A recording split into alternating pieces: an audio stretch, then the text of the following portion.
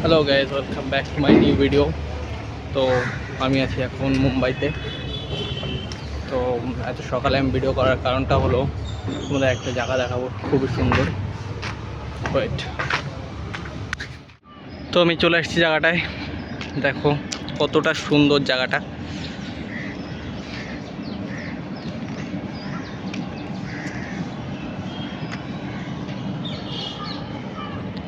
এটা কি বলতে পারবে?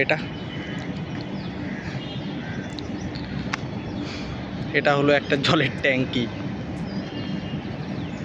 এত বড়।